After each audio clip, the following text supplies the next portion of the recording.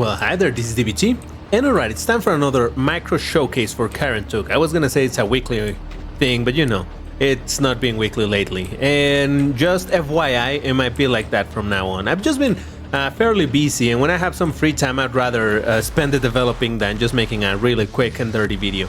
So, I don't know, if I have a chance, I will be making them weekly, otherwise they might just be bi-weekly. That's just my little bit of a warning for you guys. So, alright, as you can see by the title, today we're going to be looking, of course, at the weapon that I'm showing at the moment, that being the heavy cannon. Not to be confused with the heavy assault rifle as it was known in Doom 2016, although to be fair, they're very, very different weapons. So, alright, the primary fire of this weapon, the normal fire, you know how this weapon works. You just press fire and it fires some bullets. Now, the main difference, for example, then, in Doom 2016 is that the attack or the bullets are actually not hit scan, they're not instant. Instead, they do have travel time. You can see it traveling in the world. So what this means is that this weapon is not as good for sniping at enemies that are really far away, because chances are by the time the bullet reaches them, they might have moved already. So this weapon in its current form, it's really more for medium range rather than long range. Of course, you can use it short range, but that, I mean, why?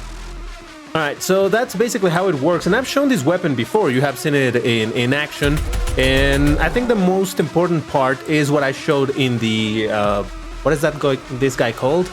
The Maker Drone, yes, of course. The Maker Drone, who, if you shoot on the body, nothing will happen, he will just die as usual.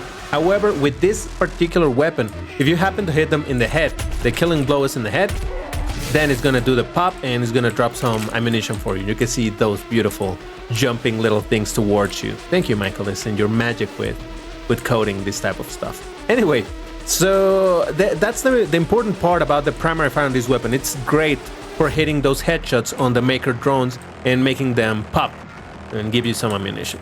So that's pretty much what's there for the primary fire. It deals a bunch of damage, but it's not too interesting other than that. However, of course, we're going to be looking at the modules, and the first one we're going to look at is the precision bolt, aka the snipey shot. And I can hear people already asking me, because a lot of people have asked me this, is this going to have the same system for alt fire than in Doom Eternal, where if you hold the alt fire button, you're going to be zooming in, and when you release it, then it unzooms. At the moment, it doesn't work like this in En Tuk.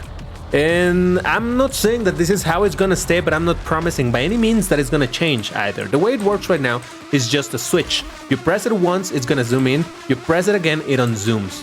And there's two reasons for me to do this. One of them, and this is just 100% personal preference, I get tired of holding the alt fire to ready the thing and, you know, be sniping like that and then have to use my other finger for how I have my buttons configured to do the primary fire.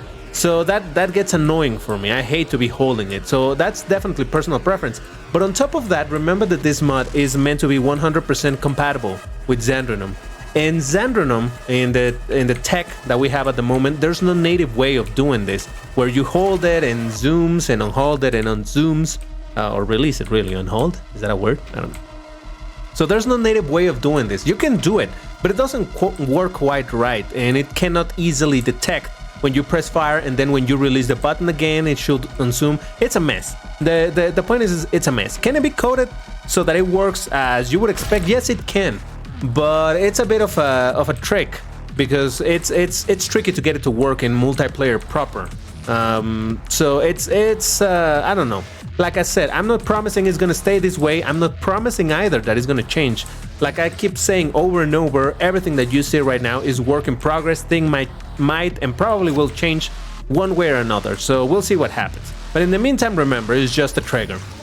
The one thing that I do want to mention is that I know that a lot of people love to do the super quick shots with this with the scope.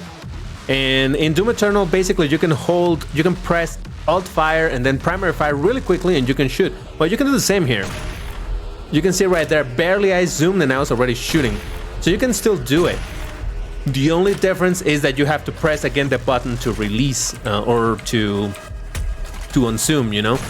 But yeah, you can definitely still do quick scopes like that. All right, so what else is there to talk about this? Well, it works the way you would expect, you know. It's still, you know, if you hit the body of the dudes, it's gonna hurt. If you hit the head of these dudes, it's gonna pop them. So nothing too interesting in that regard. One thing that it's different from Doom Eternal is that in Doom Eternal, this type of shots actually pierce enemies. In here, it doesn't.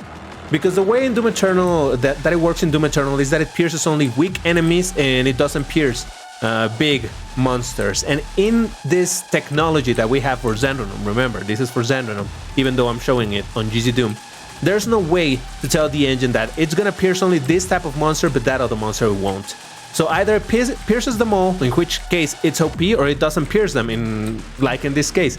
So you could say it's a little bit underpowered, but in order to balance it, I made it considerably strong. So, alright, remember, that doesn't pierce the enemies. That's the main thing to notice. Now, of course, like you know, there's upgrades for the modules, no longer like in Dead Foretold, where, you know, you pick the module and it's basically at 100%. Over here, you can still upgrade it. How you upgrade it, I'm gonna show that at some other point. But in the meantime, I'm just gonna use developer magic and show you the upgrades. So let me do some exec. There we go. The first one we got is mobility. So when you're zoomed in, usually you move considerably slower, but when you get the first upgrade, you can move at full speed. In Doom Eternal, you move a little bit less slow when you get this upgrade. In this one, you can just move same usual speed, so you're pretty mobile. So that's the first upgrade. The second upgrade is gonna be the fast loader, which means that the reload of the shots is way faster than before. I guess I should have shown the regular reload time, but yeah, this is faster. It reloads faster. So if you played enough Doom Eternal, you know that this is the upgraded version of the reload. The very last thing that you get, of course, it's the mastery, which is the impact blast. Now this one gets interesting because this is where the rules change a little bit. It still works the same that you would the same way that you would expect from Doom Eternal, where if you have a monster, you can hit them and they die. That's it, right? Nothing too interesting. However, if you hit them in the head, they pop. And what does it mean that they pop? Oh, I don't know why these guys are just humping each other, but okay. If you hit them in the head, the pop actually is explosive, so it kills a bunch of them when they're all clustered. And there's another thing to consider when this is fully mastered, and this is again where I bend a little bit the rules on how things work. So when this thing is mastered, actually it pierces enemies. Now it pierces. When you have it fully mastered, it's gonna pierce. However, only the first enemy that you hit in the head is gonna get the blast or the pop in the head. So let me show you with a couple of these dudes. All of them, I'm gonna hit them in the head, but only the first one. Well, actually, I missed somehow. Great shot, DBT. Great shot. Let's try that again. Right there. You can see I hit them all, but only the first one actually triggered the explosion. So there you go. The shots are gonna pierce, but only the first one that gets hit in the head is gonna trigger the explosion. So that's a way of balancing it, but trust me, this gets pretty nutty. So there you go. That's the precision shot, fully mastered, pretty damn strong, really nicely sounding. I love the sound for when it's mastered. So yeah, like I said, you can still do the quick scope, so don't worry, you will be able to enjoy that still. So alright, I guess it's time to look at the other module. And the second one, of course, being the micro missiles. And oh man, I've been wanting to show you these bad boys for a while. Alright, so you know how this works for the main functionality of it, right? You just get the thing, you fire the rockets, they explode, and there you go. It's simple. However, there's a couple of things, some nuances to this thing that took me a little bit to realize in Doom Eternal, and then I made some changes so that it would be more impactful over here. So the main thing about this is that the rocket have variable reload time. I'm gonna just unload all of them, and you can see how long it takes to reload by those two sounds. Yeah. Don't you love my sounds? So it takes a little bit, but if you fire just a couple rockets, for example, it's gonna do it much faster. So basically, based on the amount of rockets that you have fired is how long it's gonna take to reload. Now, why is this important? Because over here you cannot fire the regular bullets while the thing is reloading. So that means that if you're firing all of your rockets, then you have to wait until the thing is done to continue firing. Like right there, I was still holding fire, but it wouldn't fire until the thing was done. I'm gonna show you again. Unload, I'm holding fire, and only now it actually starts fire. So it has to wait until the thing is ready. So that's a little bit of a decision that you have to make, as if you want to load the whole thing or maybe just unload a few in case you need them, and then just go back to normal and continue firing, because of course it's going to reload much faster. So that introduces a little bit of a decision making of how I want to use my micro missiles. Now, of course, having this little bit of a delay, you could argue that it's a bit of a nerf. But in order to balance that out, I made the rockets considerably strong. Again, everything is work in progress. Balance will always be work in progress, but just throwing it out there so that you know that these things are not useless by any means. You can also see, of course, I want to mention this because this is the type of attention to detail that Franco likes to put on the sprites, is the fact that you can see as I fire each one of the rockets, the little lights on the heads-up display go out, just to indicate how many rockets you still have left. Now, Doom Eternal also shows you with the reticle, and I know people are wondering, are you going to add the reticles? Yes, eventually. We're not there yet. Just showing you what I have, all right? All right, so that's the main functionality for this thing, but now what we're gonna do is look at the upgrades, the first one being the improved hatch. Now, in Doom Eternal, this is actually two separate upgrades, one that improves the ready time for this thing, and the other one that improves the reload time of the rockets. In here, I just made it one single upgrade because I felt that was a bit more impactful, and what that means, of course, is that see how quickly these rockets are ready to fire. So while before it would take, I don't know, half a second, now it takes, I don't know, 0.25 of a second. Of course, I'm just throwing numbers out there. This is not exactly how long it takes, but it's just so that you have an idea. And the other part is, like I said, the reload of the rockets. Now, I'm going to load the whole thing. And notice how much faster this thing reloads.